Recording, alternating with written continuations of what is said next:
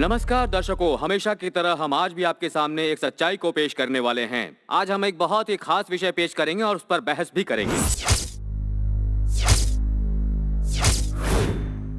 कश्मीर के पश्चिमी इलाके में बॉर्डर के करीब गला काटकर 2 जवानों की हत्या कर दी गई है। इस हादसे से पूरा देश सदमे में डूबा हुआ है। इस तरह की घटनाएं हमारे लिए कोई नई बात नहीं है। ऐसी घटनाएं एलओसी पर अक्सर होती रहती हैं और हम ये अक्सर सुनते ही रहते हैं। हमारे देश के बॉर्डर पर दिन रात पहरा देने वाले सेना के वीर जवानों पर दुश्मन हमेशा ही कहर ढाते रहे हैं। बॉर्डर के इलाके में न सिर्फ सेना के वीर जवान बल्कि हमारे देश के कई आम नागरिक भी शहीद हो चुके हैं और इसी विषय पर आज हम यहाँ चर्चा करेंगे। हमारे साथ स्टूडियो में मौजूद हैं मेजर तिरुमल गांधी, नमस्कार, कानूनी सलाहकार श्री चंद्र मोहन जी, नमस्ते, और जाने माने पत्रकार AP नारद। नमस्ते।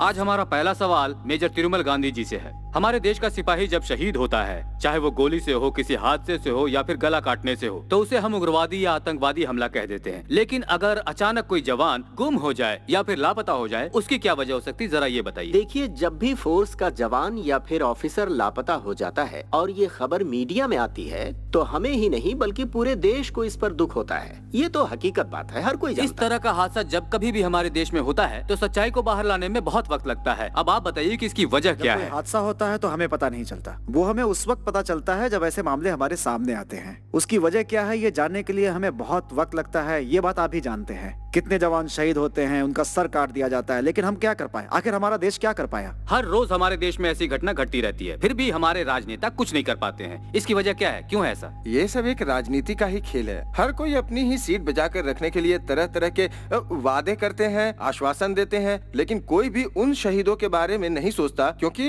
इनमें उनको अपना राजनीतिक फायदा नहीं मिलता। मरने वाले मरते रहे, जीने वाले जीते रहे, उन्हें कोई फर्क ऐसा नहीं आखिर कब तक चलता रहेगा? कोई जवान अचानक गायब कैसे हो जाता है, क्या वजह है? कोई अचानक गायब नहीं होता। एलओसी पर कोई ब्लैक मैजिक नहीं चलता है और न चलेगा। गायब होने के पीछे कोई न कोई कारण जरूर होता है। मेजर, मैं आपकी बात से देखिए, हादसा होने से पहले ही हमें सतर्क रहना होगा। ये हमारी कमजोरी है कि हम मैं बताता हूँ, कोई भी इल्जाम अपने सर पर नहीं लेता, कोई भी अपने आप को गलत नहीं ठहराता। अच्छा, एलओसी पर इस तरह के गायब होने की घटना आगे भी चलती रहेगी या फिर इसे रोकने के लिए कोई कदम उठाया जाएगा? इस तरह की घटना आगे भी हो सकती है, इस बात से इनकार नहीं कर सकते हम। एलओसी को क्रॉस करके उस तरफ जाने का रीजन क्या है, इसे जाने बिना कोई राय देना इस मुश्किल तरह है। के हादसों को रोकना हमारा फर्ज है। हमें कोई सख्त नियम लाना होगा। ये एक हादसा है, एक अनहोनी है, बस एक एक्सीडेंट है। ऐसा बहाना बनाकर ऐसे बातों को दबाने की कोशिश कर रहे हैं। उसकी वजह से हमें ऐसे कारणों का पता लगाकर उसे शक्ति से रोकना चाहिए। यही हमारा फर्ज है, यही करना चाहिए। हमारे देश की हिफाजत करने वाले नौजवानों में से एक नौजवान एलओसी पर अपना फर्ज निभाते हुए गायब हो गया। वो बॉर्डर पर अपने देश की रक्षा के लिए अर्धसैनिक बलों की एक टुकड़ी का नौजवान था,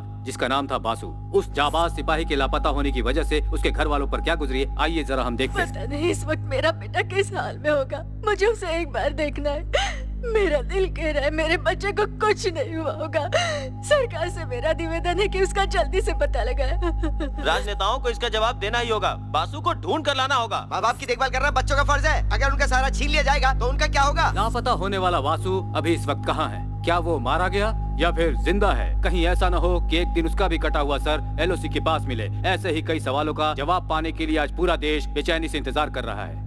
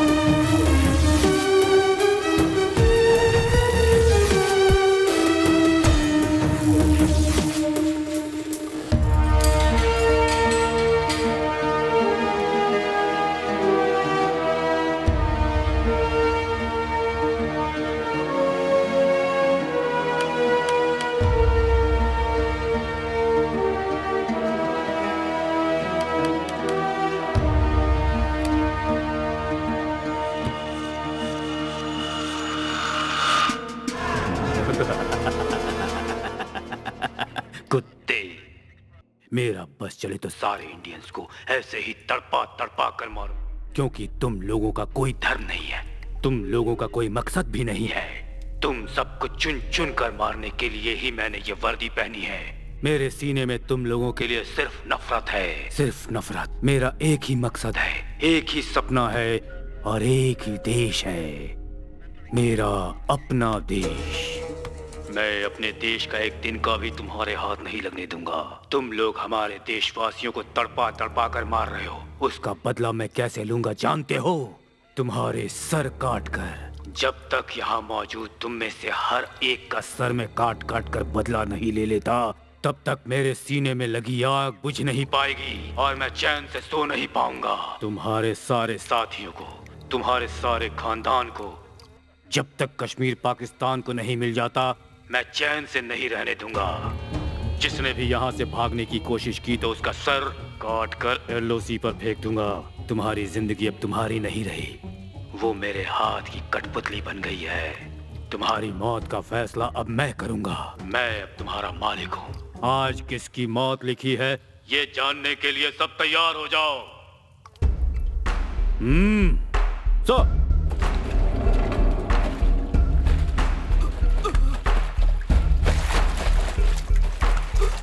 तुम लोगों के आदमियों के हाथों ही तुम लोगों को मरवाऊंगा। जिसे कुछ दिन जीना है वो दूसरे को मारेगा, नहीं तो हमारी गोली उसे मार देगी।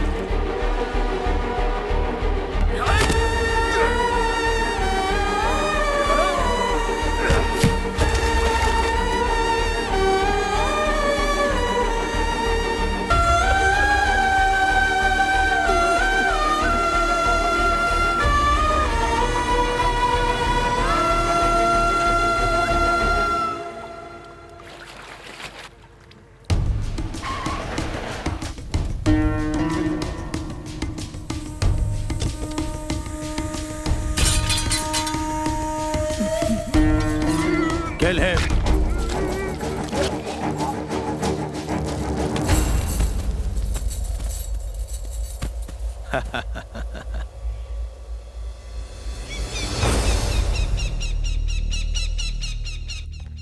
मैं तमिलनाडु के एक छोटे से गांव में पैदा हुआ। आज पाकिस्तान की एक जेल में अत्याचार झेल रहा हूं, जिसका कारण है मैं एक इंडियन हूं। मैंने पहले कभी सपने में भी नहीं सोचा था कि देश क्या होता है, लेकिन देश का सिपाही बना तो देश की कीमत समझ में आई। मैं जब छोटा था तब बहुत शैतानी करता था, किसी की नहीं सुनता था। अगर कोई कुछ समझाता तो मैं उसका उल्टा ही करता, इसलिए सबसे कमज़ोर स्टूडेंट था। टीचर्स की बातों को हमेशा मजाक में उड़ा दिया करता। ये भी नहीं समझता था कि राष्ट्रगान की इज्जत देश की इज्जत होती है। कोई कुछ भी कहता, मैं अपनी शैतानी से बाज नहीं आता। मेरे बड़े पिताजी का बेटा, मेरा बड़ा भाई प्रकाश, मेरे बिल्कुल उल्टा था। वो बहुत सिद्धांतवादी था, वो हर चीज़ में परफेक्ट था, बहुत बड़ा देशभक्त। उसके दिल में एक ही इच्छा थी, देश की सेवा करना। 8वीं क्लास में वो एनसीसी में भर्ती हो गया, मैं भी हो गया। पता नहीं ये मेरे भाई के प्यार की वजह से हुआ या फिर मेरे शौक की वजह से हुआ। मेरी क्लास की एक लड़की ने एनसीसी में जाने के लिए हाथ उठाया और मैंने भी उठा दिया। मेरा भाई अपने आप को मिलिट्री का जवान समझने लगा था। एनसीसी के टीचर जो भी उसे बताते वो दिलो जान से वही करता, लेकिन मैं अभी भी ठीक उसका उल्टा ही करता। उस लड़की को लाइन मारने के चक्कर में मैं हमेशा एनसीसी टीचर की मार खाता, लेकिन फाइनली मैं एनसीसी का सीरियस कैडेट बन गया और वो लड़की भी सीरियस कैडेट बन गई। मैं किसी काम में भले ही सिंसियर ना रहा हूँ, लेकिन एक बात में जरूर सिंसियर था, दोस्तों के साथ मिलकर पूरे गांव में उधम मचाना। मैं और मेरे भैया एनसीसी, स्कूल, कॉलेज, मंदिर, गांव, शहर कहीं भी हो साथ साथ जाते थे, लेकिन जब घर जाते तो अलग हो जाते। जिसका कारण है मेरे पिताजी मक्खन लाल और बड़े पिताजी सूरज लाल। दोनों में बरसों से दुश्मनी चली आ रही है। दोनों की ही दुकानें मंदिर के पास आमने सामने है। बस थोड़ा बहुत कारण मिला नहीं कि दोनों ने लड़ना शुरू कर दिया। अक्सर होता ये कि लड़ाई होती उन दोनों भाइयों में और बलि चढ़ते हम दोनों भाई। ना बाबा, मैं अपनी पढ़ाई छोड़कर आपके साथ छुट्टे पैसे गिनूं? है ये मुझसे नहीं होगा। कल से तू मेरी दुकान पर मेरे साथ बैठेगा। हमें उससे आगे बढ़ना है और अपनी दुकान को बड़ा बनाना है। बस हम दोनों भाइयों को कॉलेज छुड़वा दिया और दुकानों पर बिठा दिया।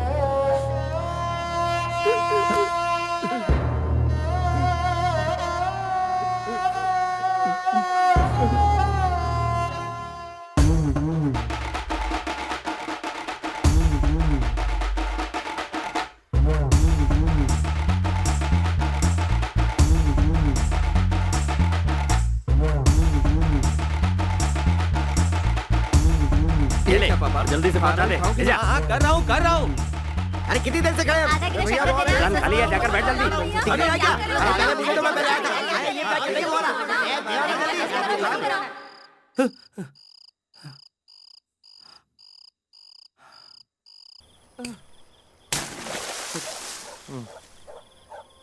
ये बोरियां उठाने के लिए कॉलेज में पढ़ाई की हमने। छोड़ना बाजू, ये गधा मजदूरी कुछ ही दिन के लिए है। कुछ ही दिनों के लिए हम लोग कश्मीर जा रहे हैं। हा? ये तो जागते हुए सपने देख रहा है। कश्मीर जा रहे हैं, वरना हमें अपनी पढ़ाई की सारी डिग्री पे आग लगा के फूकनी पड़ेगी।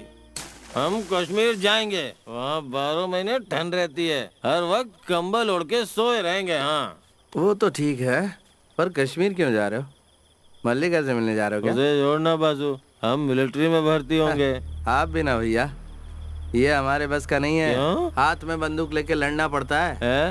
ये पागल, लड़ाई सालों में एक बार होती है, बार बार नहीं। 1971 में एक बार लड़ाई हुई थी कि नहीं? उसके बाद कब हुई? 1999 में कारगिल युद्ध हुआ। उसके बाद कोई लड़ाई हुई क्या?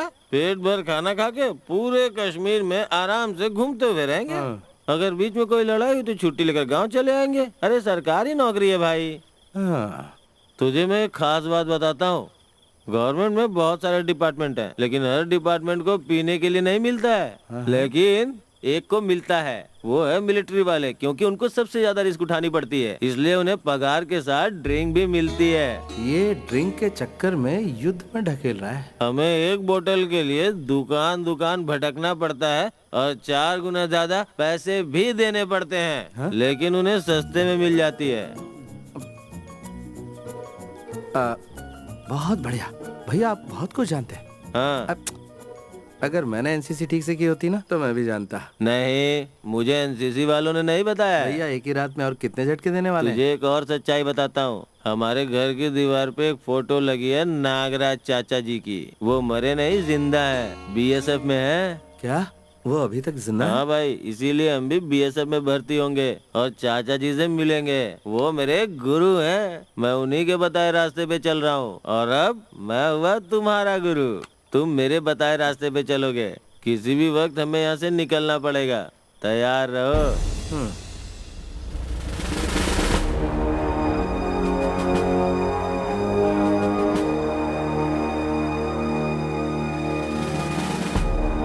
भाई आगे बढ़ना। इतना क्यों डर रहा है? ये एक फॉर्मेलिटी है बस, चला।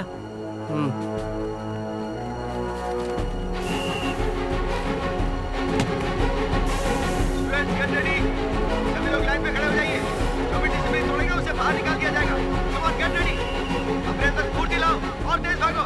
जो पहले नंबर पे टेंशन मत ले भाई, सब ठीक हो जाएगा। मैंने कई जगह फोन पे बात की है। तो फिर तू ये सोच रहा है कि वॉर होगी तो क्या होगा? वो नहीं सोच रहा हूँ भैया, आपको पता नहीं शराब मिलती है, वही सोच रहा हूँ। तुम्हें मेरी बात पे डाउट हो रहा है क्या? लगता है ये कुछ और ही सोच रहा है। किसी से पूछकर कंफर्म कर लूँ क्या भैया? किससे? सर क्या है? एक मिनट इधर आइए। क्या कर रहा है? कुछ डाउट है सर, मुझे नहीं, इन्हें। क्या डाउट है? यही कि वो जो वहाँ बैठे वो क्यों इंटरव्यू ले रहे हैं? वो भी बीएसएफ के ऑफिसर हैं। नहीं वो बात। तू चुप कर। तो वो खाकी ड्रेस में क्यों है? हम लोग ऑफिस में खाकी और फील्ड में फौजी ड्रेस पहनते हैं। क्यों भाई, ये क्या है? हाइट बढ़ाने के लिए। आजकल की फिल्मों में हीरो लोग भी हाइट बढ़ाने के लिए यही करते हैं। हाँ, आओ देखता बच हूँ। गए। हे, तू कुछ ज्यादा ही ओवर रिएक्ट कर रहा है। अभी शांत रह, पहले हमारा कश्मीर जाना तो कंफर्म हो जाए। नेक्स्ट। 1 मिनट 100।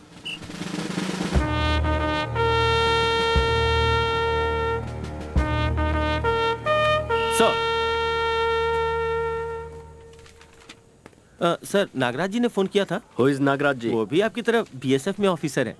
वो जरूर फोन करेंगे। मेरा लालन पालन जो है मिलिट्री परिवार में ही हुआ है। I am fit. वो जो पीछे खड़ा हुआ है ना, वो दरअसल मेरा छोटा भाई है। मैं जैसे नागराज जी का भतीजा हूँ, वैसे वो भी उनका भतीजा है। सर, वो थोड़ा कच्चा है, मेरे साथ उसे भी सिलेक्ट कर लीजिएगा ना। मेन लाइन में खड़े हो। Okay sir, thank you sir. Okay. Next. Hey, रुको। क्यों सर? अपना जूता उतारो। किस लिए सर? यहाँ फिल्म हीरो की तरह डांस करने आए हो क्या? सर, जूता उतारो। Sir please sir. जूता उतारने को कह रहा हूँ ना। जाओ।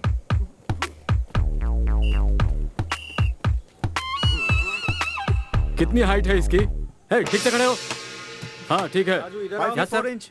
Sir 1 minute sir, Nagraj ji का फोन आया था, जरा पूछ के बताइए ना। 42। जोर से सांस लो, अपनी छाती फुलाओ, सीने में सांस भर के।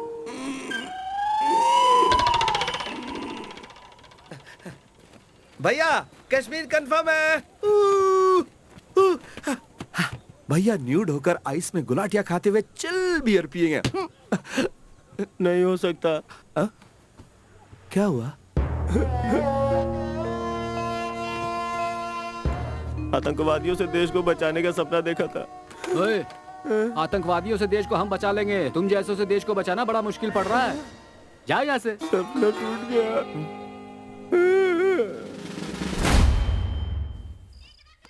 जा बेटा जा, तुझे जो भी सही लग रहा है वो कर, लेकिन ईमानदार रहना। चुप रहिए जी। सुबह शाम दुकान में जब बैठता था तब किरकिरी करते रहते थे। अब अपने हिसाब से कुछ बनना चाहता है तो बनने दीजिए ना।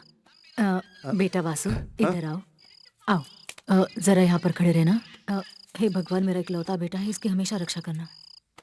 अपनी शर्ट उठा। माँ, उठा कह रही माँ हूँ क्या ना। कर रही हो? तू चुपचाप खड़ा रहना बेटा।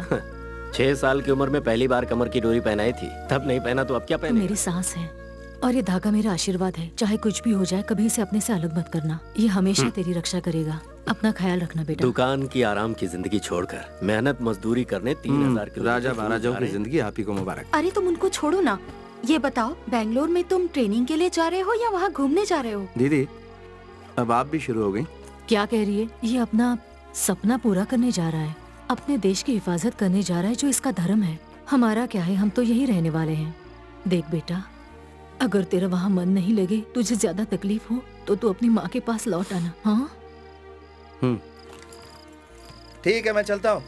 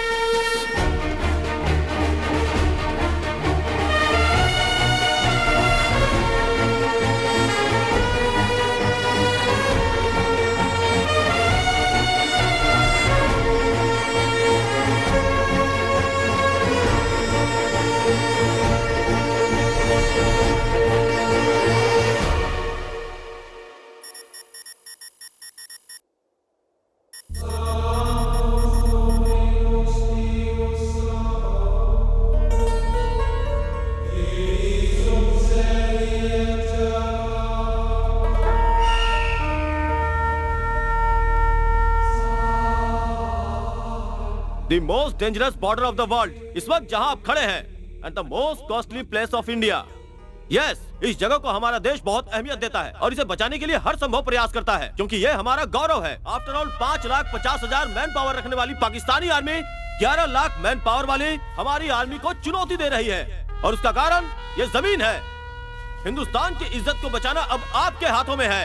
Proud to be a BSF because not everybody can get this chance. You are all lucky. Get ready to prove your love for your country.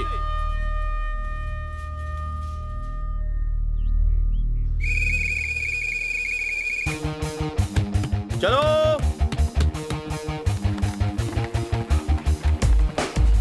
चल चल चल चल यार।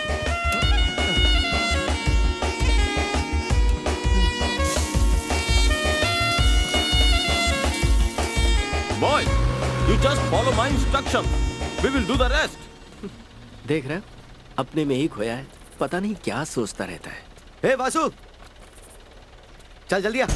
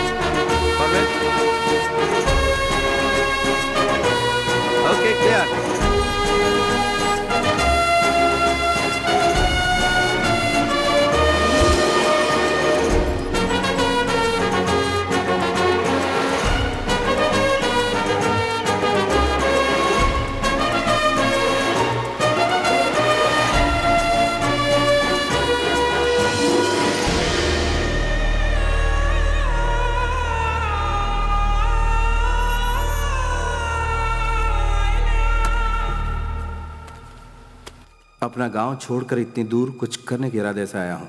अपने माँ बाप से नाराज होकर नहीं। अपने माँ बाप से नाराज होकर यहाँ कोई नहीं आता। अपने देश की रक्षा के लिए ही हर जवान यहाँ आता है। मैं जब अपना गांव छोड़कर चला था तब यही सोचा था कि मेरे गांव के लोग मुझे यहाँ मिलेंगे, लेकिन यहाँ आकर पता चला कि अपने गाँव का अकेला मैं ही यहाँ पर हूँ। यहाँ आते समय जो खुशी थी वो यहाँ आकर गायब हो गई। सोचा था कि आराम वाली नौकरी करूँगा। फौज में भर्ती होने के बाद बंदूक लेकर खड़ा रहना, वो भी तन्हा, कितना मुश्किल काम है ये मुझे अब पता चला। जिंदगी अकेली गुजारनी पड़ेगी। अगर ये पहले पता होता तो मैं फौज में भर्ती नहीं होता।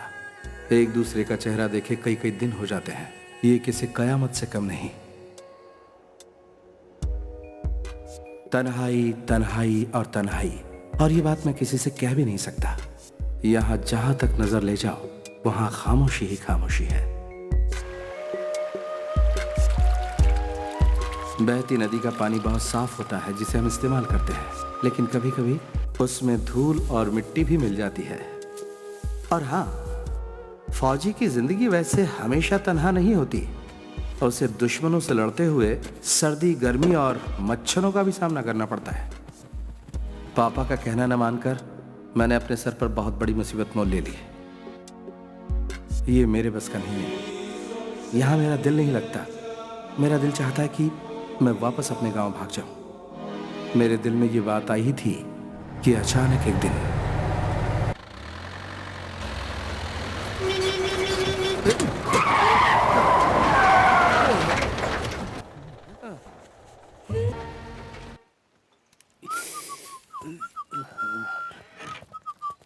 अरे क्या हुआ भाई साहब? क्या भाई? हाँ? तू हमेशा गुमसुम रहता है, आज हंसकर पूछ रहा भाई साहब क्या हुआ?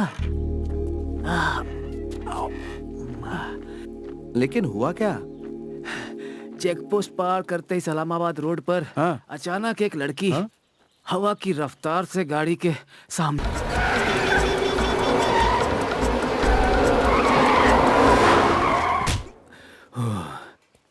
पल भर के लिए तो मेरी जान ही निकल गई थी।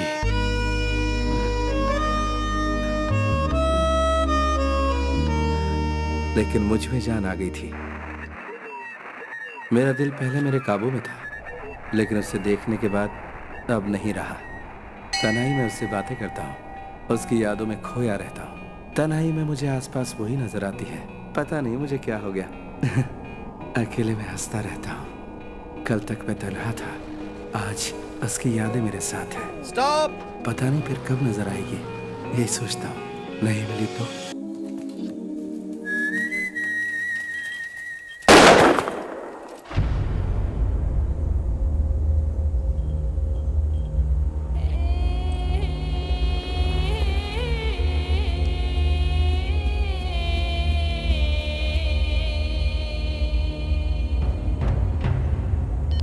Check point 14 calling, emergency, fence break, over.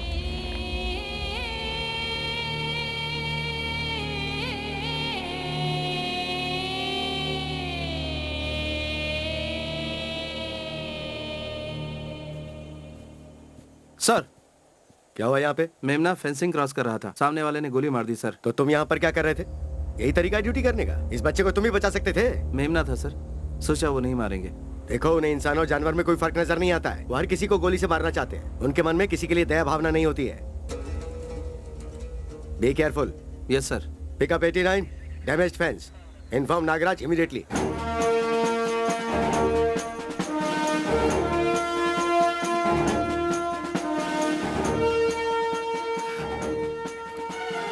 अरे नागराज चाचा जी,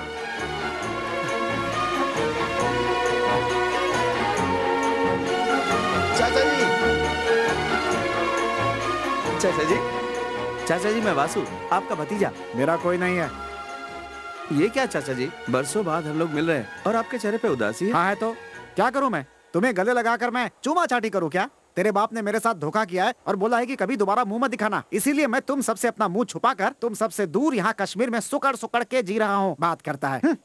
रुकिए, मैंने यही कहा था ना कि मुझे देखकर भी आप इतने उदास क्यों हैं? गुनाह किया? आप इतने भड़क क्यों रहे? हाँ तो भड़कूंगा, क्या करोगे? हटो। भैया ने सही कहा था कि चाचा जी जब तुम्हें देखेंगे तो पहले भड़क जाएंगे, लेकिन 2 मिनट बाद आकर गले से लग जाएंगे और बिलक बिलक कर रोएंगे। लेकिन आप तो मेरे वो चाचा दिख ही नहीं रहे। मेरे चाचा यहाँ है यही सोचकर मैं यहाँ आया था, पर मेरी सारी खुशियाँ आपने मिट्टी में मिला दी। मैं गलत था, बिल्कुल गलत था। ए, सुन, इधर आ बेटा, इधर आ। आजा। भैया ने जैसा कहा था आप वैसे ही चाचा हैं। आजा।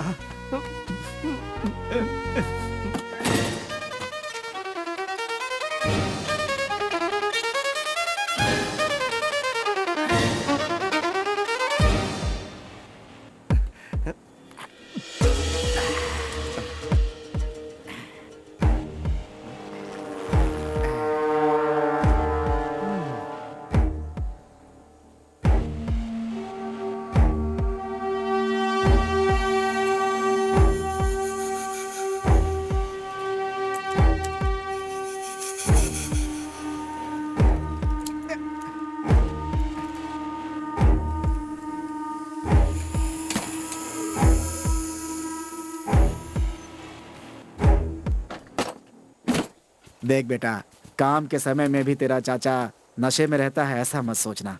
मेरा काम ही कुछ ऐसा है। बॉर्डर के फेंसिंग के पास जाता हूँ तो दिल की धड़कनें बढ़ जाती हैं, हाथ पैर कांपने लगते हैं टेंशन से।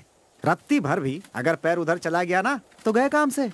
इसीलिए हिम्मत जुटाने के लिए थोड़ी सी ले लेता हूँ। ये मत सोचना कि तुम्हारा ये चाचा जंग के डर से पीता है। ऐसे क्यों देख रहा है? अरे एक बार पुराने सेक्टर में फेंसिंग ठीक करने एक जवान गया था, फिर बेचारा लौट कर ही नहीं आया।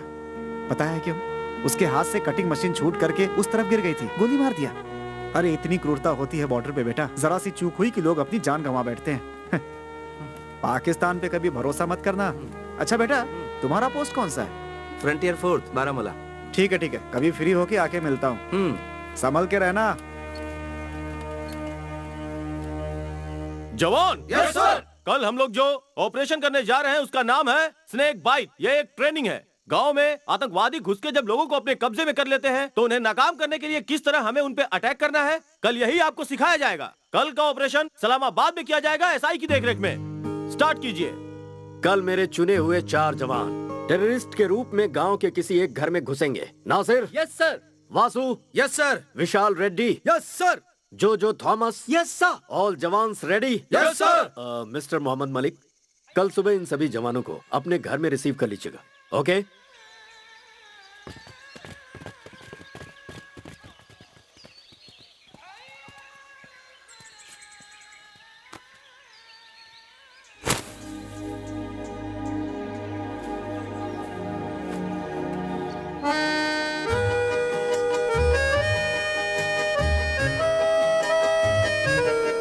वासु, ए वासु।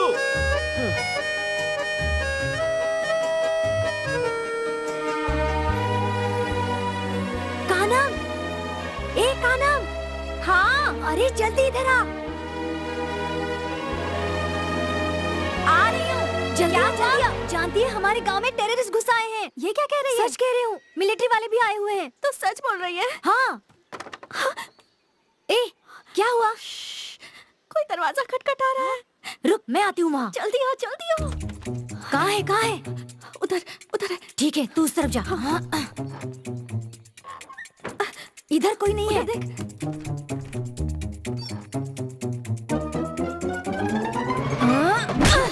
अरे जल्दी आ, वो यहीं पर है। हाँ, छोड़ना मत, उसके पैर पकड़। जाने मत देना। हाथ में पकड़ ले। अरे चल इसके हाथ बांध दे। हाँ, छोड़ना मत। अरे पैर पकड़, खींच, जोर से खींच। अरे खींच। अरे वो भाग रहा है। जल्दी आ। अरे उसे भागने मत दे। अरे कहाँ जा रहा है? रुक। अरे रुक। पकड़ उसे। पकड़ लिया। छोड़ना मत। सांप जल्दी आइए इधर। स्टॉप। हमने आतंकवादी को पकड़ा है। Very good girl. या गुड, ऐसा ही होना चाहिए। अगर घर में कोई अनजान घुसा है तो उसे ऐसा ही पकड़ना चाहिए। लेकिन ये कोई टेररिस्ट नहीं है, हमारे बीएसएफ के जवान हैं। ये हमारा ट्रेनिंग प्रोग्राम है। अरे तुम एक जवान हो, मैंने तुमसे क्या कहा और तुमने क्या किया? अपना मास्क उतारो।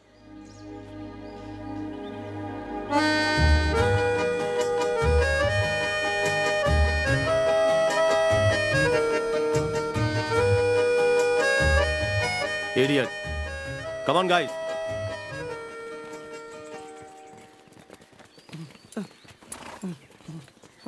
जवान जी।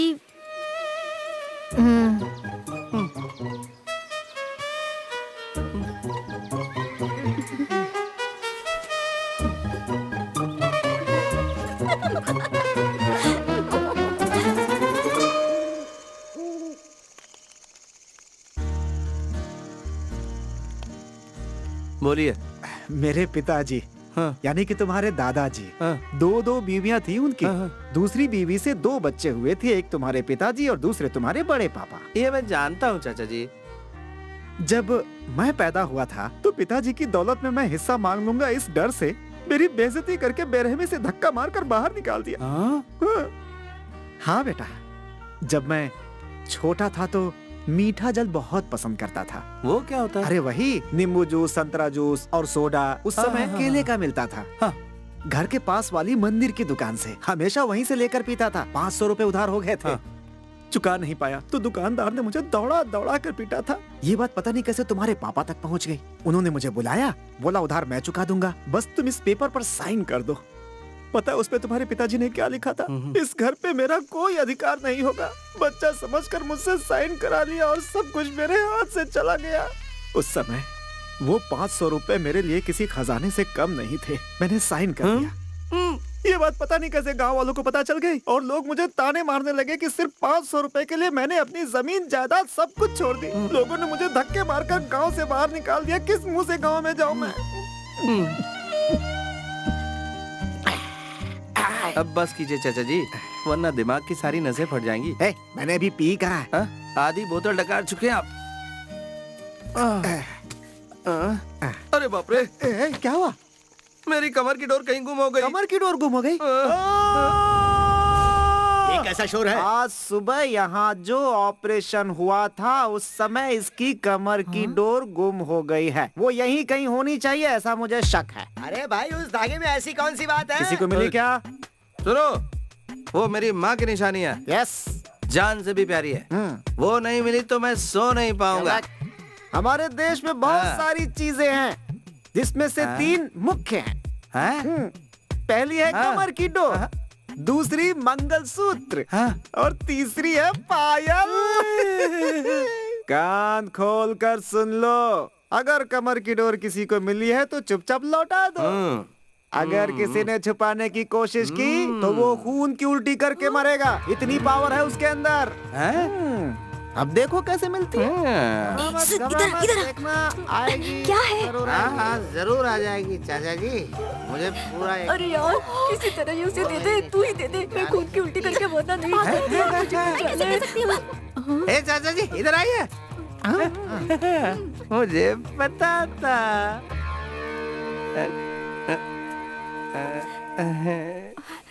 वो मेरी सहेली बहुत शरीफ है, उसने जानबूझकर नहीं लिया था। हाँ पता है पता है। हाँ बोलिए। देखिए, मेरी सहेली को कुछ नहीं होना चाहिए। कुछ नहीं होगा, कुछ नहीं होगा। नहीं होगा? होगा। वो नासमझ है। इस नादानी के प्रायश्चित के लिए उसे क्या करना होगा? आप बताइए, मैं उसे बता दूंगी। प्रायश्चित तो करना होगा, लेकिन वो लड़की नहीं कर सकती। तुम्हें करना होगा। मुझे? क्या करना होगा मुझे? तो ये लो, ये तुम मेरी कमर से बांधोगी। नहीं नहीं नहीं, ये मुझसे नहीं होगा। नहीं। मेरे बच्चे, तू घोड़े को बांधने की बात कर रहा है क्या? वो बात की बात है, अभी तो इसे बांधने दो। बांधो बांधो। तो तुम्हारी सहेली नहीं बचेगी। अरे नहीं, प्लीज बांध देना यार। चलो, ठीक है, बांधती हूँ। अरे रहने देना। मेरी सहेली को कुछ नहीं होना चाहिए।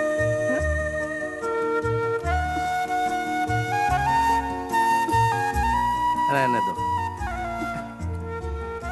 कोई बात नहीं, मैंने मजाक किया था।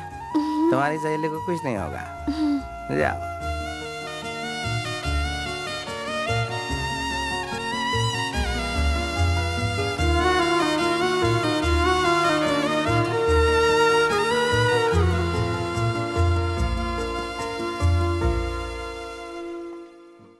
माँ। बेटा, तू कैसा है बेटा? माँ तुम कैसी हो? मैं अच्छी हूँ। अच्छा ये बता, तुम्हारे सारे दोस्त कैसे हैं? हाँ सब ठीक है माँ। और तुम्हारे वो ऑफिसर ठीक है ना? हाँ, ड्राइवर, क्लीनर, सिक्योरिटी, झाड़ू वाला, माली सब अच्छे हैं माँ। अब फोन रखूं? इतनी जल्दी क्या है बेटा? अपनी माँ से थोड़ी देर बात नहीं कर सकता? तुम्हारे फोन का मुझे इंतजार रहता है। हाँ ठीक है, बोलो। बेटा यूनिफॉर्म में अपनी एक फोटो भिजवा दे, कितनी बार बोला है? यूनिफॉर्म में फोटो खिंचवा कर भेजूं? यहाँ पर सब लोग पूछते हैं बेटा, सबको तुझे देखना है, खासकर मुत्तु स्वामी को। याद रखना, भूलना मत।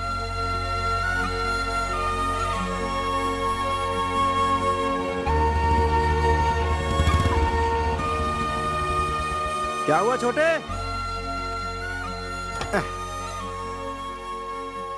क्या बात है बेटा? ड्यूटी टाइम पे यहाँ लेटा हुआ आसमान की तरफ ताक रहा है।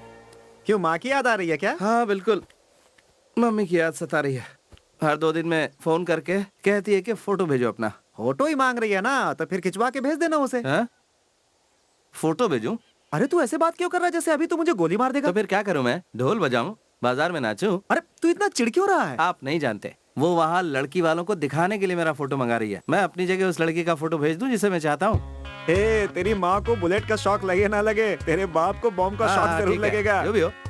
तो अब एक काम कीजिए चाचा जी, कहीं से भी एक अच्छे से फोटोग्राफर को वहाँ ले जाइए जहाँ वो मिली थी। कौन? वो कश्मीरी लड़की है क्या? यस। रहने दे बेटा, वो एरिया अनजान एरिया है, इतनी आसानी से किसी पे भरोसा नहीं कर सकते। इसीलिए कहते हैं बड़ों के साथ बैठकर कभी नहीं पीनी चाहिए। एक गिलास अंदर गया और एडवाइस देनी शुरू कर दी। नहीं बेटा, उन लोगों के साथ तेरी जमेगी नहीं। नहीं चाचा जी, वही लड़की तो मेरी जिंदगी है, आप समझते क्यों नहीं? हाँ लेकिन अब आपको कुछ भी बोलने की जरूरत नहीं है। शाम को एक फोटोग्राफर को लेकर सीधे वहाँ पहुँच जाइए, ठीक है? हाँ। कश्मीरी ड्रेस में बहुत खूबसूरत लग रही है चाचा जी। मेकअप कुछ ज्यादा कर लिया है बेटा। ठीक है, जा जा। फोटोग्राफर कहाँ है? इधर आ।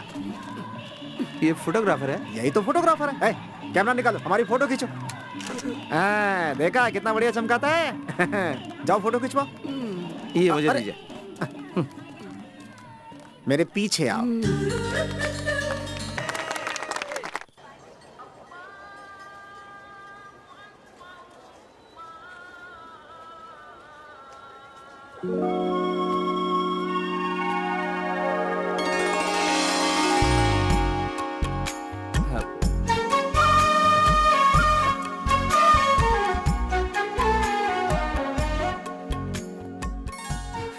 क्या बात है जवान सर, आप आज बहुत खुश नजर आ रहे हैं। ऐसे क्या देख रहे हैं? हाँ? नहीं, ऐसा कुछ नहीं है। मुझे आपसे कुछ पूछना था, इसलिए मैं यहाँ आया हूँ। पूछना था? हाँ। क्या? वो मुझे आपसे। हाँ, मुझसे क्या? बस आपसे बात करनी थी मुझे। ओह, हाँ। बोलिए। हाँ।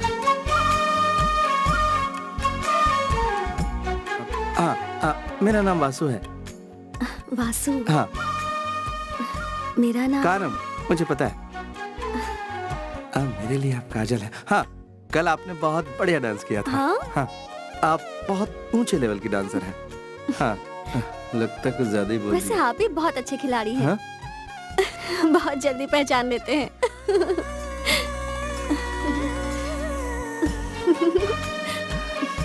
बेटा वासु, हंसी तो फंसी। ये मौका मिस मत करना। क्या मिस मत करना? वो बस ऐसे कह दिया। मौसम बहुत सुहाना है ना। आज जब मैं आया था तो मुझे अच्छा नहीं लगता था।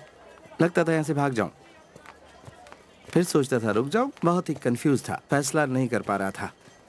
आखिर फैसला कर लिया, मैं रुक गया। इतने कंफ्यूजन में क्यों रहते हैं? पसंद नहीं आ रहा तो आप अपने गांव क्यों नहीं चले जाते?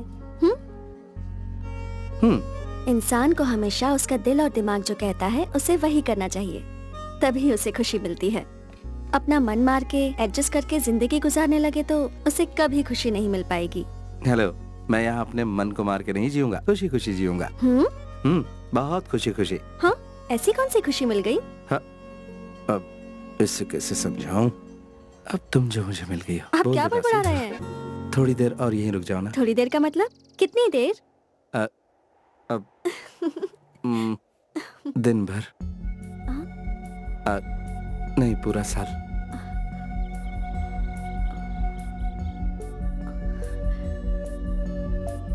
तुम मेरे पास रुक जाओ जिंदगी भर के लिए।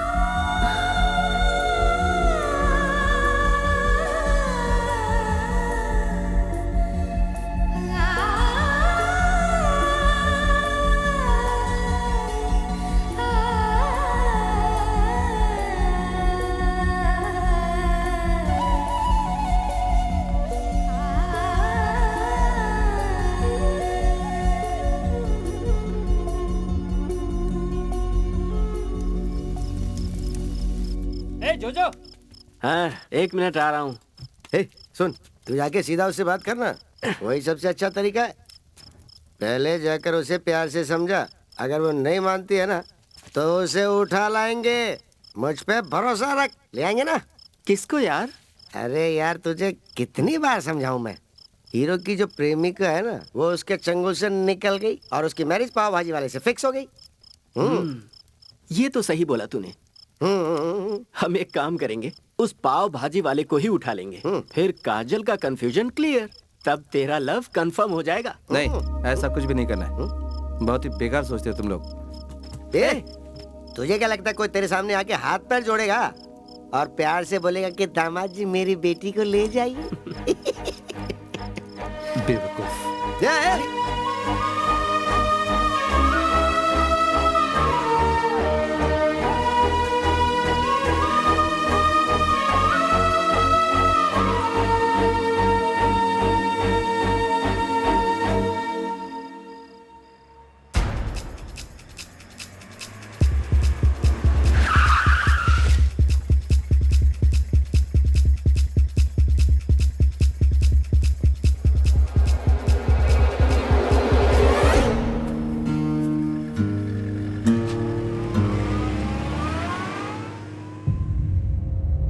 और कितने दिनों तक हम इस तरह से खामोश बैठे रहेंगे? वो एक एक करके हमारा सर काटता जा रहा है। अब हम और खामोश नहीं रह सकते। ऊपर से आने वाले किसी ऑर्डर का इंतजार नहीं करेंगे। हमें ही अब कुछ न कुछ करना होगा। एक इंडियन सिर के बदले पाकिस्तान के 10 सिर कटने चाहिए, तभी उन्हें पता चलेगा कि हम क्या हैं। बॉर्डर के किसी भी पाकिस्तानी को हम नहीं छोड़ेंगे। हमें अपनी वीरता दिखानी होगी।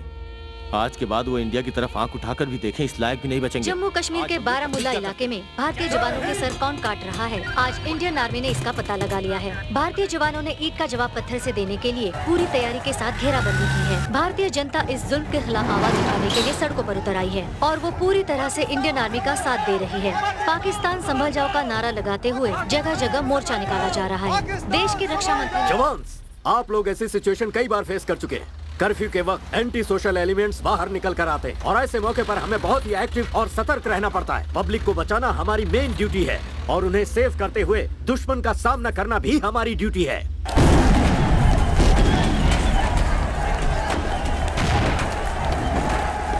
हमारा फर्ज सिर्फ बॉर्डर पर युद्ध लड़ना ही नहीं है, ये बात आप अच्छी तरह से जानते हैं। Are you ready? Yes sir. Let's move.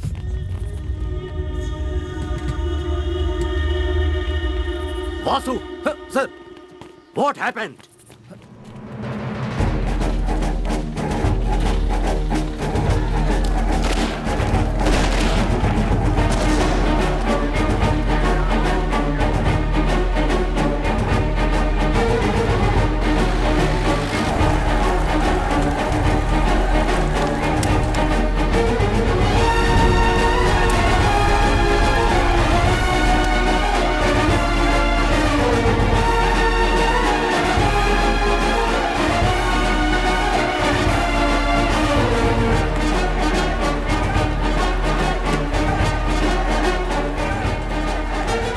Baramulla के हालात खराब होते जा रहे हैं। पाकिस्तान के रहवासियों को आसपास के इलाकों से निकाला जा रहा है। दो देश की राजनीति की लड़ाई में आम जनता पिस रही है। दोनों तरफ से गोलीबारी जारी है।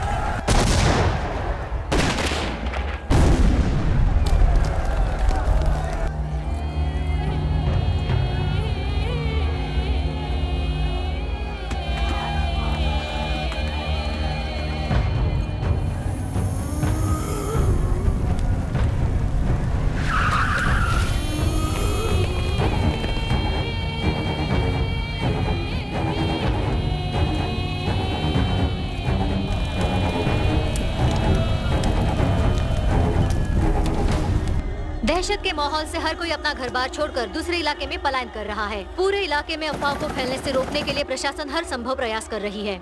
स्थिति अभी भी चिंताजनक है।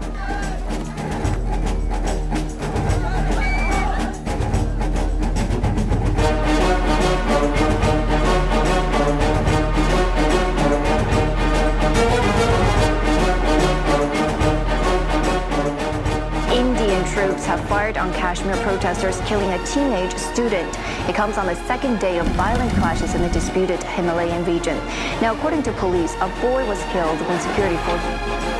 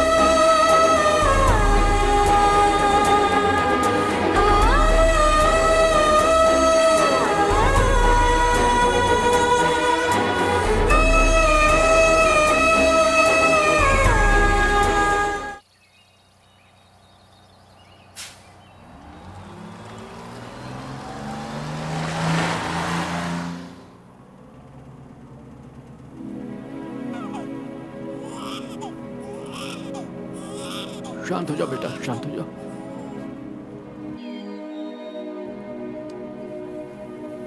मेरे पापा यहाँ इंडिया में शॉल का बिजनेस करते हैं और मैं भी बिजनेस के लिए यहाँ पर आई थी। और तुम पढ़ाई के लिए यहाँ आई थी? नहीं, मैं अपने दादा से मिलने आई थी। मेरी दादी पाकिस्तान में है। मेरी दादी पहले मेरे दादा के पास ही रहती थी।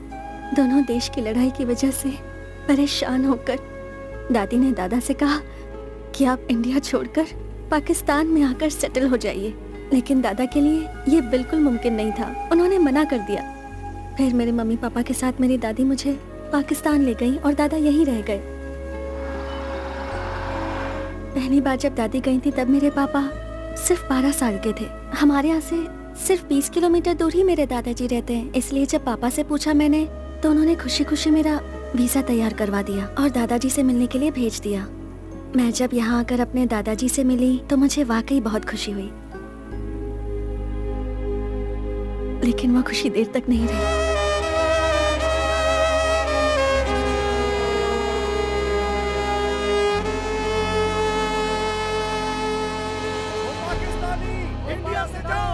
पाकिस्तानी इंडिया से जाओ, ओ पाकिस्तानी इंडिया से जाओ, ओ पाकिस्तानी इंडिया से जाओ, ओ पाकिस्तानी इंडिया से जाओ, ओ पाकिस्तानी इंडिया से जाओ। रुको रुको, क्या कर रहे हो?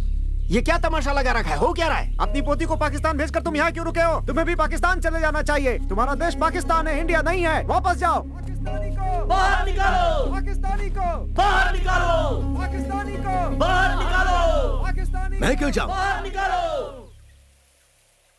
किस लिए जाऊं मैं?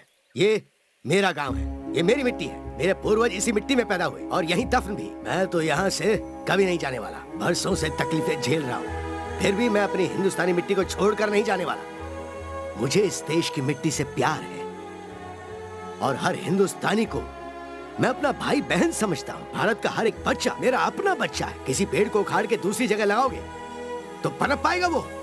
50 बरस से ज्यादा बीत गए हैं, लेकिन ये मसला आज भी ज्यों का त्यों है। इतने बरसों के बाद मेरी पोती मिलने आई थी, उससे मिलके बहुत खुश हुआ, लेकिन अफसोस मेरी खुशी ज्यादा दिन नहीं रह पाई। उसे मजबूर होकर यहाँ से जाना पड़ा। अब वो यहाँ नहीं आ पाएगी और आई तो मेरा नसीब।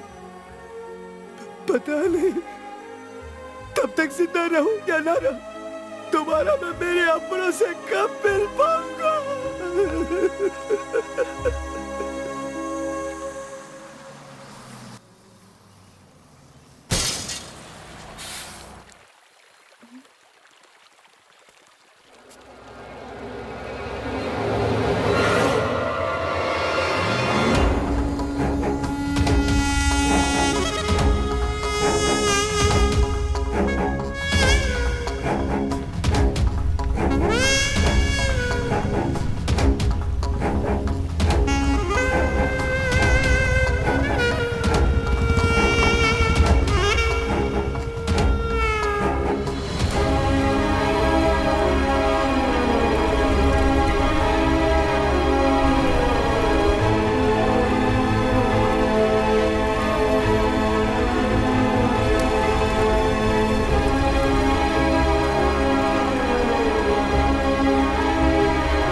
सुनो, तुम लोग उधर जाओ, हम आगे जाते हैं। ठीक है, आओ मेरे साथ। चल जाओ।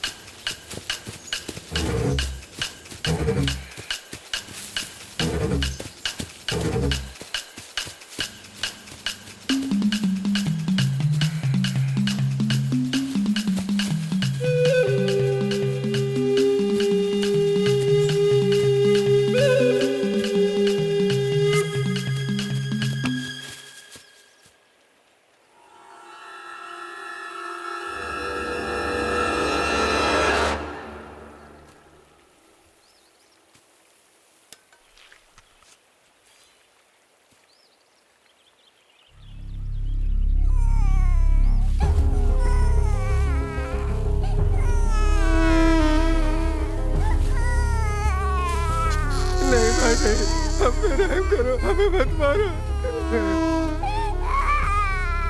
यहाँ से कोई भी पाकिस्तानी जिंदा वापस नहीं जाना चाहिए। अगर कोई मिलता है तो उसकी गर्दन उड़ा दो, छोड़ना मत।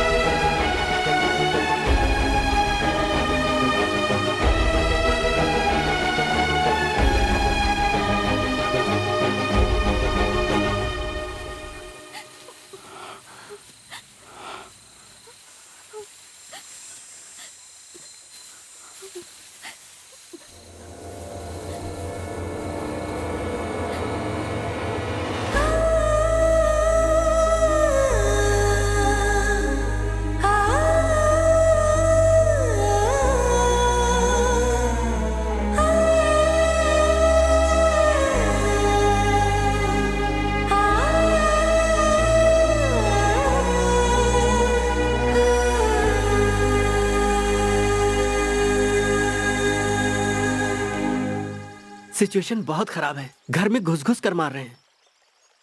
एम्बेसी में मेरा फ्रेंड है, मैं उससे बात करता हूँ। सिचुएशन नॉर्मल होने तक एम्बेसी बंद रहेगी, ऐसा उसने कहा था। तब तक समझदारी से कदम उठाते हुए हमें इस प्रॉब्लम को सॉल्व करना होगा। किसी बड़े ऑफिसर से बात करके भिजवा सकते हैं। मुश्किल है। पासपोर्ट, वीजा या किसी प्रूफ के बिना अगर हम पुलिस के पास जाएंगे तो ये मैटर नॉन अवेलेबल होकर के और भी पेचीदा हो जाएगा, समझे? ये बेचारी फंस जाएगी। तो फिर अब क्या करें चाचा जी? आप लोग प्लीज इतनी टेंशन मत लीजिए। किसी भी तरह मैं अपने गांव वापस पहुंच जाऊंगी। यहाँ से सिर्फ 4 किलोमीटर दूर ही बॉर्डर है, वो किसी तरह क्रॉस कर लूंगी। फिर वहाँ से 16 किलोमीटर दूर ही मेरा घर है। बस एलओसी तक आप मेरी हेल्प कर दीजिए। बॉर्डर एरिया पे सिक्योरिटी बहुत टाइट है, तुम कैसे क्रॉस कर पाओगी? यहाँ डर डर के जीने से बेहतर है किसी तरह मैं छुपते छुपाते बॉर्डर क्रॉस करके निकल जाऊँ। मैं 20 किलोमीटर पैदल चल लूंगी। बॉर्डर क्रॉस करना इतना आसान नहीं है, तुम समझती क्यों नहीं हो?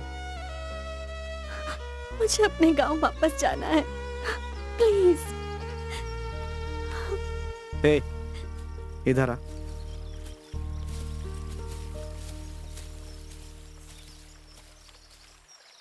बासु, वो लड़की बेचारी वाकई यहाँ नहीं जी पाएगी। हालांकि मुझे नहीं कहना चाहिए, फिर भी तुमसे कह रहा हूँ। यहाँ से 3-4 किलोमीटर आगे डेथ पॉइंट चौकी है, वहाँ कोई सिक्योरिटी नहीं रहती। अगर तुम इस लड़की को किसी तरह वहाँ ले जाओ और चुपचाप बॉर्डर क्रॉस करा दो तो मुझे नहीं लगता कि कोई प्रॉब्लम होगी। बेचारी अपने घर पहुँच जाएगी। क्यों? ठीक है चाचा जी। ए, तूने एक पाकिस्तानी लड़के से प्यार किया, ये अपने आप में एक रिस्क है। अगर तू उसे बॉर्डर तक छोड़ने गया तो और मुसीबत हो जाएगी। मैंने पाकिस्तानी लड़के से प्यार नहीं किया, जिससे प्यार किया वो पाकिस्तानी है।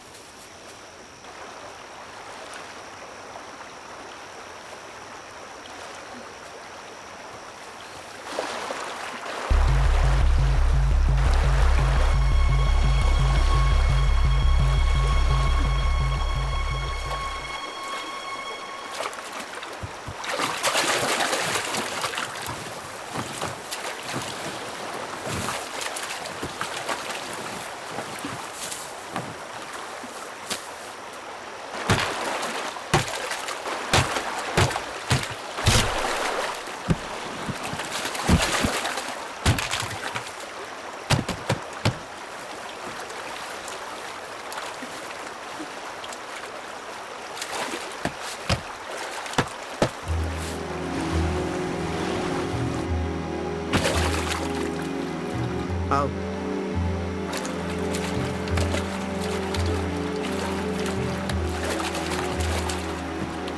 ध्यान से। अब तुम जाओ वासु, मैं यहाँ से अकेली चली जाऊंगी। नहीं, मैं चलूंगा। तुम जाओ वासु, मैं नहीं चाहती तुम पर कोई मुसीबत आए। मैं चली जाऊंगी वासु। देखो, इस समय 7 बजे, मैं 8 बजे तक वापस आ जाऊंगा, मुझे कोई प्रॉब्लम नहीं होगी। मेरा दिलो दिमाग कह रहा है कि मैं तुम्हारे साथ चलूं, इसलिए आ रहा हूं। ठीक है?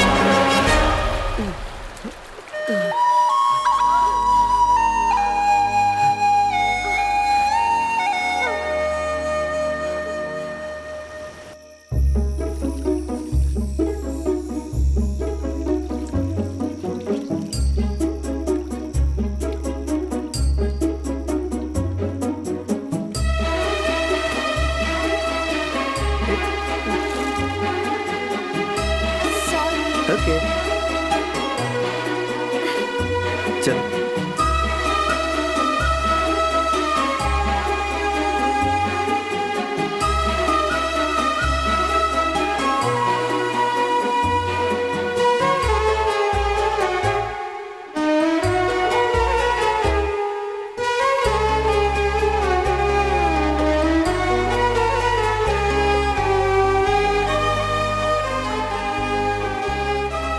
ये बताओ, यहाँ से तुम्हारा गांव कितनी दूर है? सिर्फ 8 किलोमीटर है। 8 किलोमीटर? चलो हम दोनों रेस लगाते हैं। हाँ? हाँ, हम जल्दी पहुंच जाएंगे। चलो। हाँ। रेडी, 1 2 3।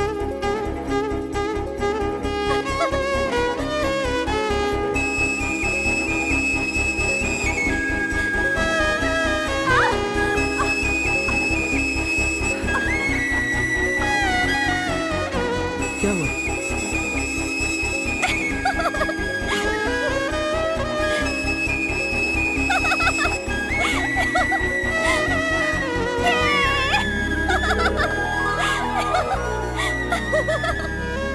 तुम्हारा दिमाग तो ठीक है ना? बिल्कुल ठीक है।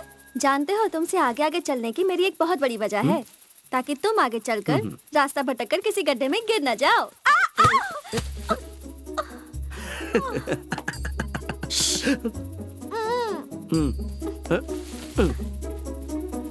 क्या हुआ? हाँ? अगर मुझे पहले पता होता कि तुम इतनी हिम्मत वाली हो तो तुम्हें पहले से ही अपने पास रखता और ट्यूशन लेता। 3000 किलोमीटर दूर आकर एक लड़की से प्यार करने की हिम्मत तुम में है तो मुझ में हिम्मत नहीं हो सकती क्या?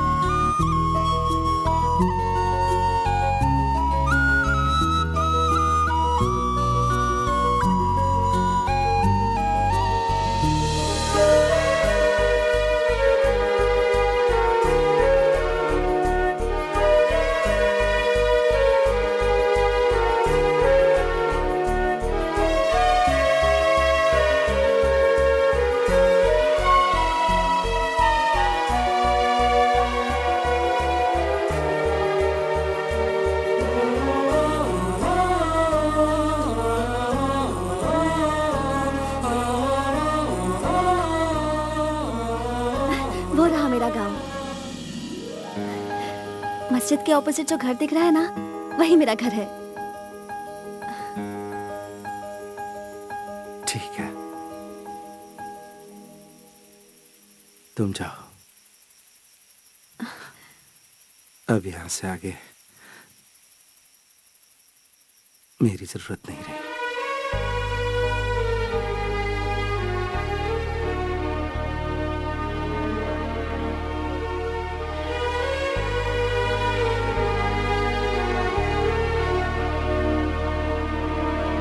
वासु, संभल कर जाना।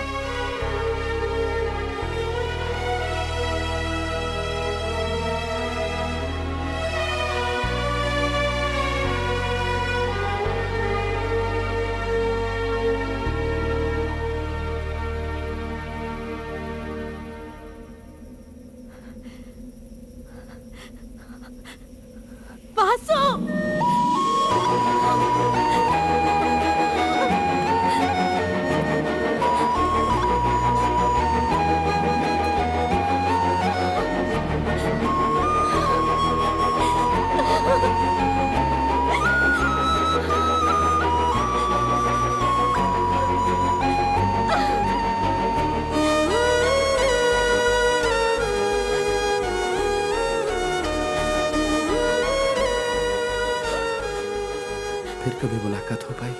हालात सुधरने के बाद मैं जरूर तुम्हारे पास आऊंगी।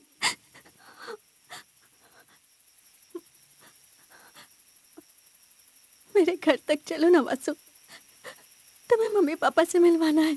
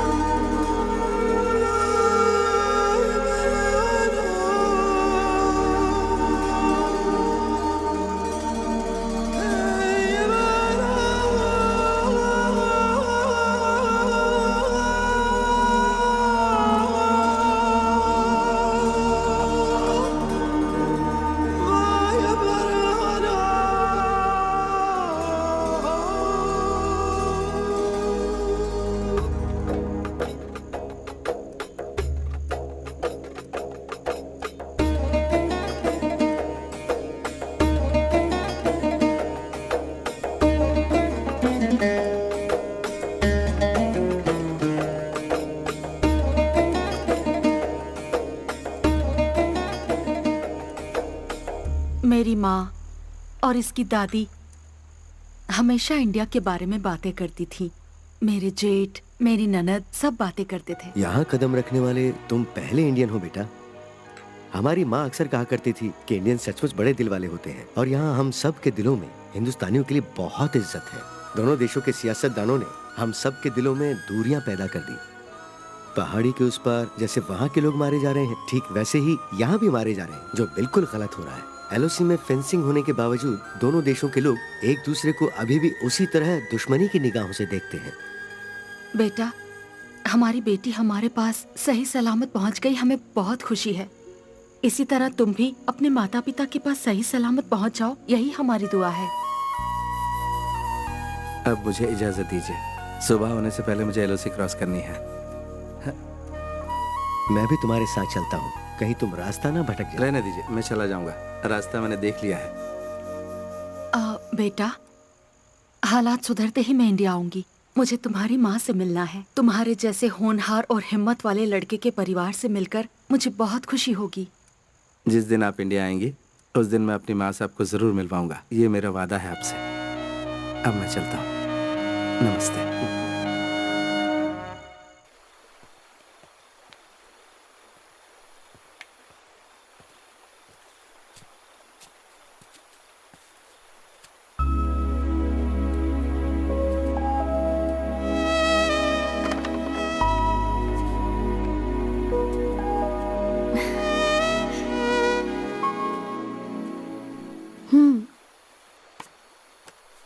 इसी के लिए तुमने इतनी मेहनत की ना?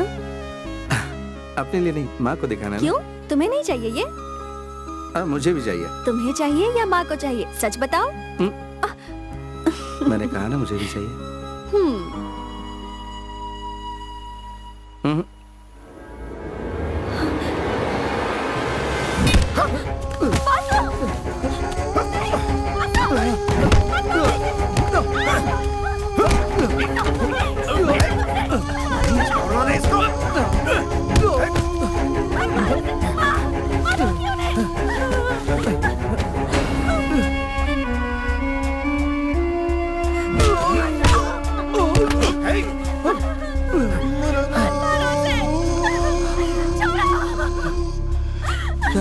छोड़ो मुझे, छोड़ो,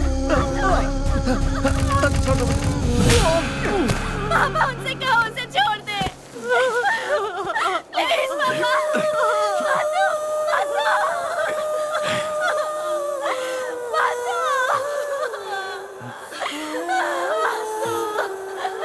वो मेरी जिंदगी है माँ, उसे बचा लो।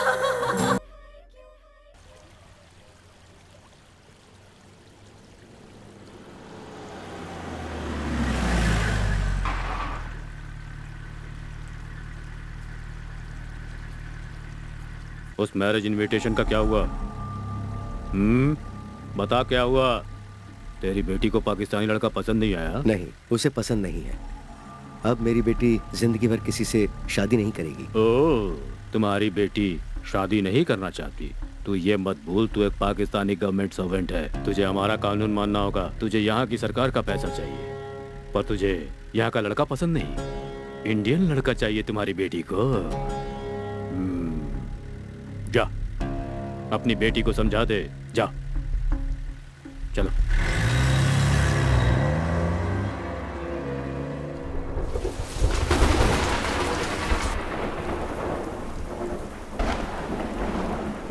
हमारे ऊपर यहाँ जो अत्याचार हो रहा है वो हमारी गवर्नमेंट को पता है कि नहीं? कैसे पता चलेगा? आज तक यहाँ की जेलों से कोई जिंदा लौट पाया है क्या?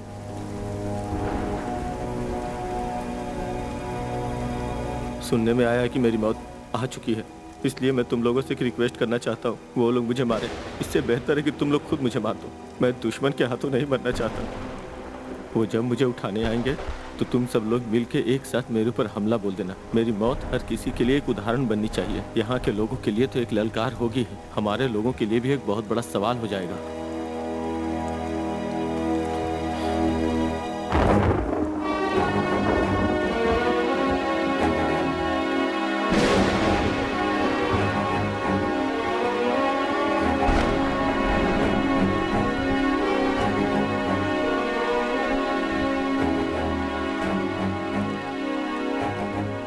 तूने उस लड़की से प्यार अपनी मर्जी से किया है। इंडिया के लोगों ने तुझसे क्या क्या आस लगा रखी होगी, ये तो तुझे पता ही है ना। लेकिन तेरा सपना है कि तू भले ही अपने परिवार या देशवासियों से ना मिले, लेकिन अपने प्यार से जरूर मिले। सही है ना?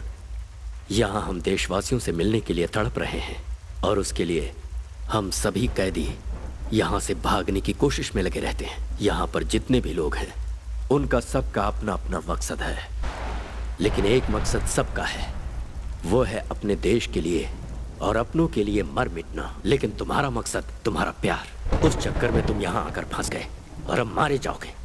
छी, बीएसएफ के जवान हो। क्यों? बीएसएफ वाले प्यार नहीं कर सकते? वो सिर्फ बॉर्डर पर लड़ने के लिए ही बने हैं। हाँ, मैंने उस लड़की से प्यार किया, गुनाह किया। लगता है तुम भूल रहे हो कि सरकार अपने खर्चे से तुम्हें 38 हफ्ते की ट्रेनिंग देती है और साथ में पगार भी देती है फुल फैसिलिटी के साथ। याद है कि भूल गए?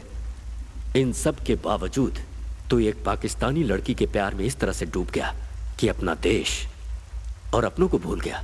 जो कुछ होना था वो हो गया। हम दोनों यहाँ सिर्फ कैदी हैं। तुम और मैं एक जैसे हैं। मतलब यहाँ की गवर्नमेंट की नजर में हम दोनों एक समान हैं। क्या कहा तूने?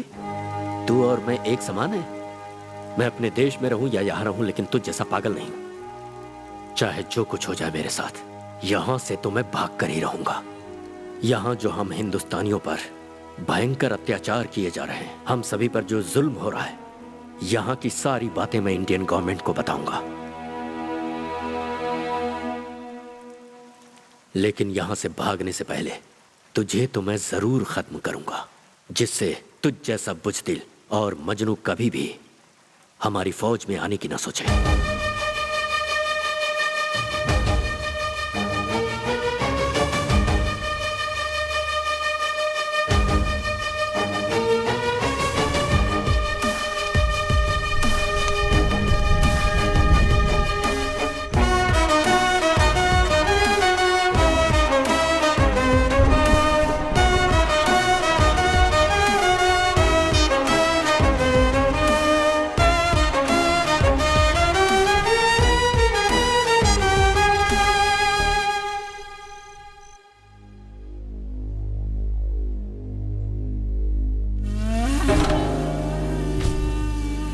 जब तक वो जिंदा है मेरा मकसद पूरा नहीं हो सकता।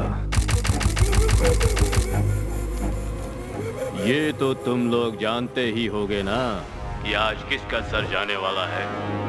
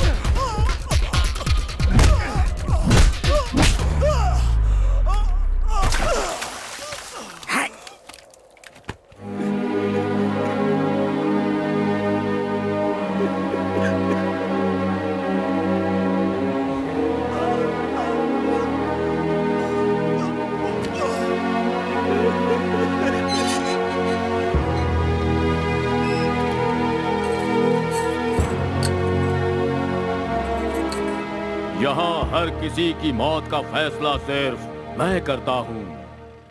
अब तेरी बारी है।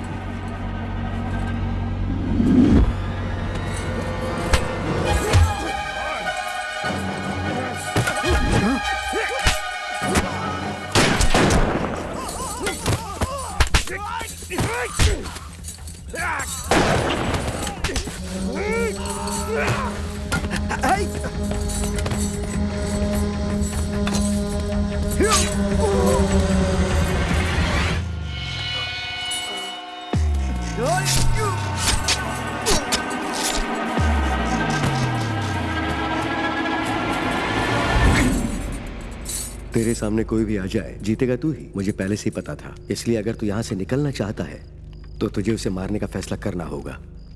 मेरी 12 साल की बेटी को नई जिंदगी इंडिया में ही मिली। यहाँ के डॉक्टर्स ने लाख कोशिशें की पर वो फिर भी कुछ नहीं कर पाए। आखिर में इंडिया के डॉक्टर्स ने उसके हार्ट का ऑपरेशन करके उसे एक इंडियन हार्ट लगा दिया और नई जिंदगी दी। तभी मैंने फैसला कर लिया था कि किसी इंडियन की जान बचाने के लिए अगर मुझे अपनी जान भी देनी पड़े तो मैं पीछे नहीं हटूंगा। तो किसी हालत में एलओसी के पार नहीं जाना चाहिए। जहां भी दिखे उसे वहीं भून दो और सिर काट के एलओसी के पार फेंक दो। जब तक वो जिंदा है मुझे सुकून नहीं मिलेगा। और वो लड़की गद्दार है, उसे कितना समझाया पर वो नहीं मानी। किल हर।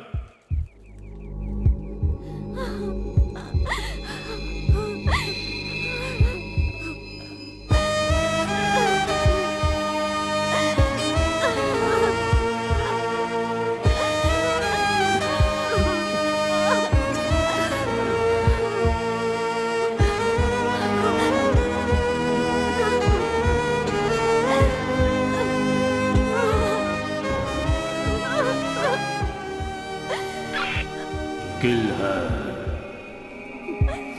किल है।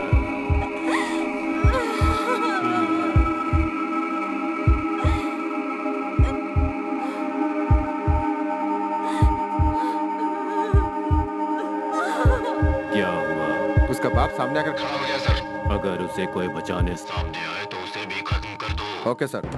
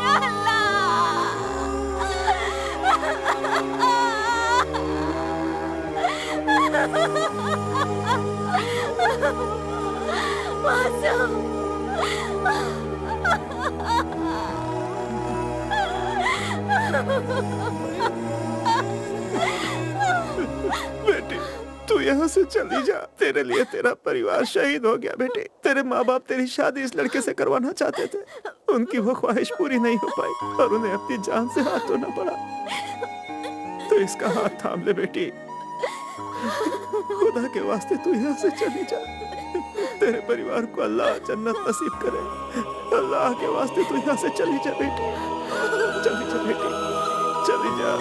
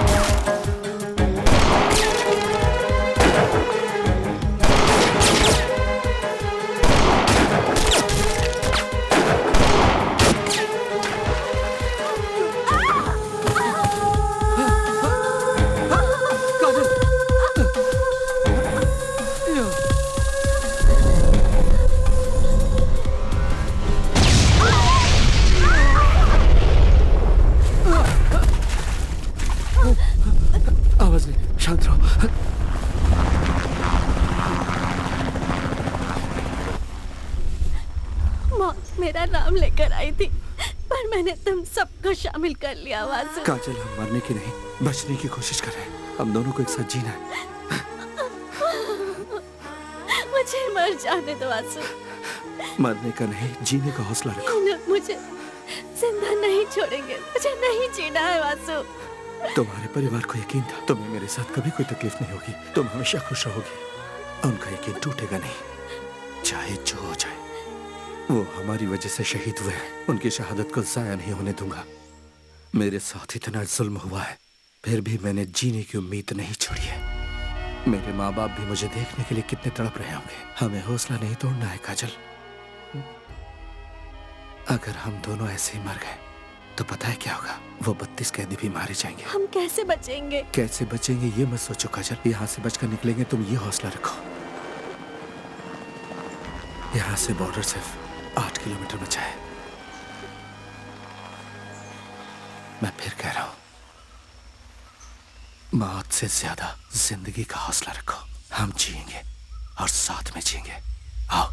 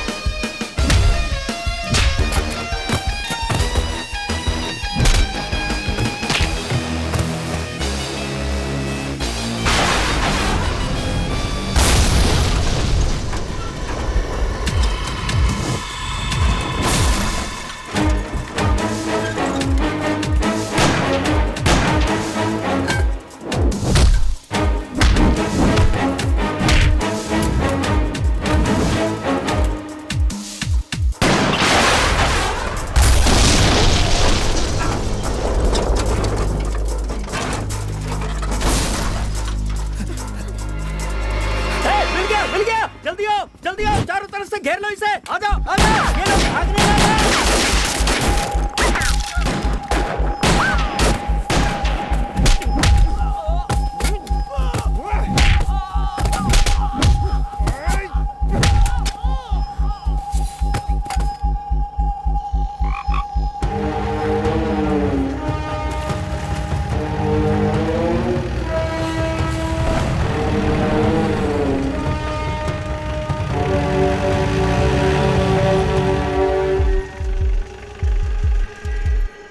सर बोलो। हम लोग फॉरेस्ट के अंदर एंटर हो चुके हैं और सब तरफ सर्च कर रहे हैं। वो बॉर्डर की तरफ गया होगा और वो अकेला नहीं है, साथ में वो लड़की भी है। किसी भी सूरत में वो जिंदा नहीं बचना चाहिए। Yes sir.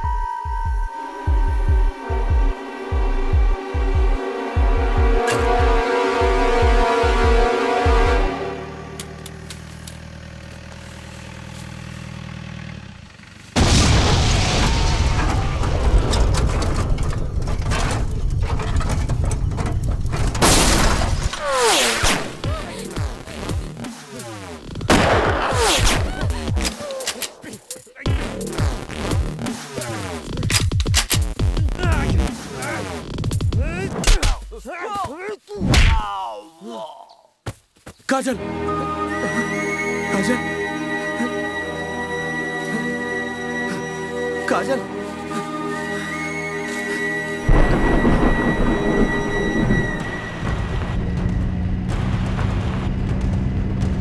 जनाब मैं अल्ताफ मलिक बोल रहा हूँ। हाँ बोलो। वो लड़की हमारे कब्जे में है।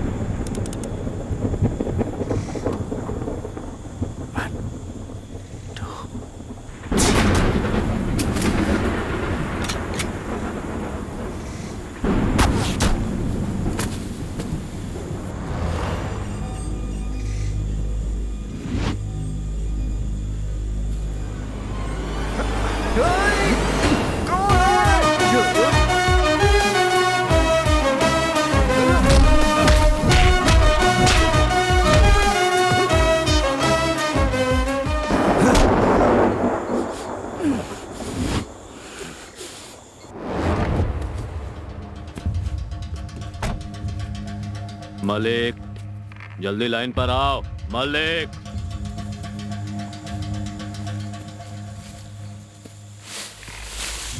मलिक रिप्लाई करो। मलिक, मलिक रिसीव कर रहे हो? Malik,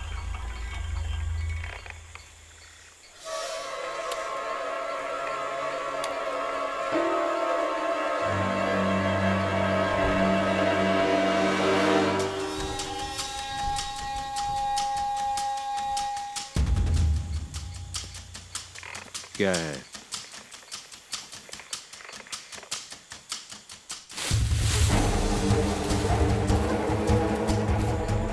don't shoot.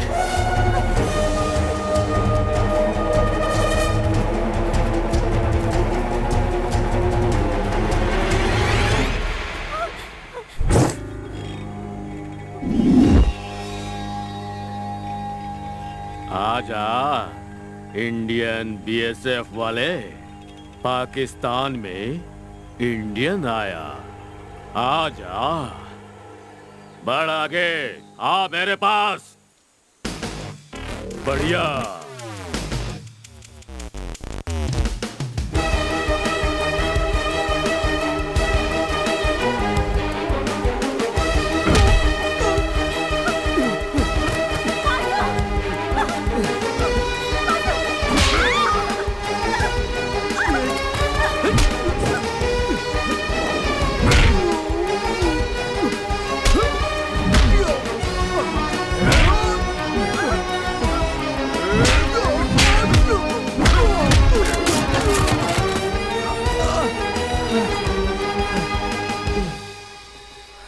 पाकिस्तानियों से लड़ने की लोग सोचते भी नहीं हैं। हमसे लड़ना मौत से लड़ना है और मैं हूँ तुम्हारी मौत। हाँ, लड़ मुझसे, कम ऑन।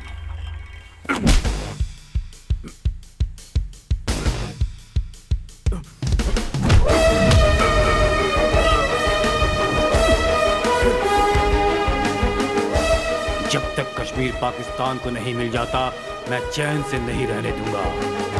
जब तक मेरे जैसे वीर जवान जिंदा है, तुझे भारत से एक दिन का भी नहीं मिलेगा।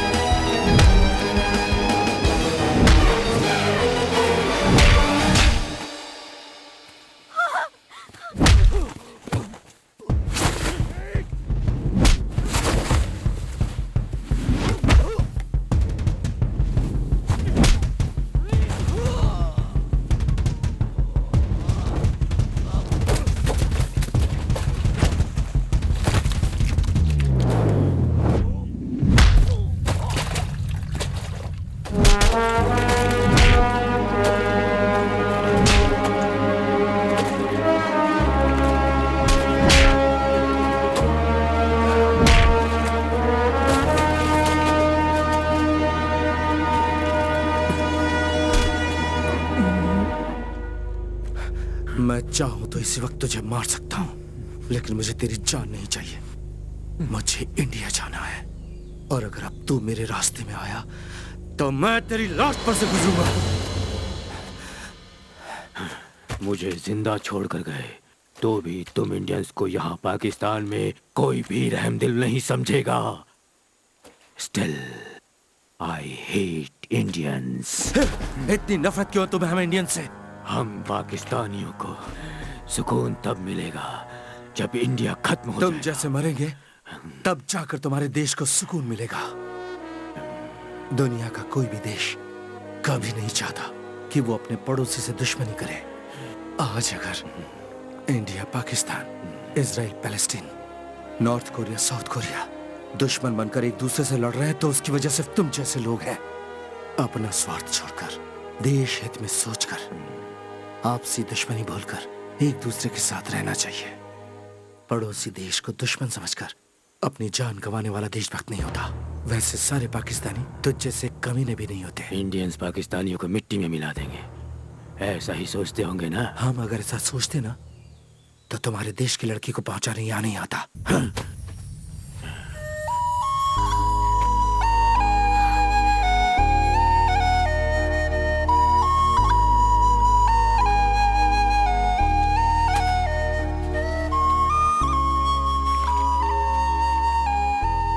पाकिस्तान से बरसों से चली आ रही दुश्मनी को एक तरफ करके दोनों देशों ने आपस में मिलकर एक ऐसी संधि बनाई है जिसमें एक दूसरे के देश में कैद दोनों देशों के कैदियों को रिहा कर दिया गया। अपना वादा निभाते हुए भारत ने अपने जेल से 23 पाकिस्तानी कैदियों को रिहा कर दिया है। इस संधि के पीछे भारत के एक जाबाज सिपाही वासु का बहुत बड़ा हाथ है। दोनों ही देशों के प्रमुखों ने इस संधि को एक खास उपलब्धि बताई है। पाकिस्तान के जेल से छूटकर आए हुए लोग आज अपने परिवार के साथ हंसी खुशी से जिंदगी गुजार रहे हैं।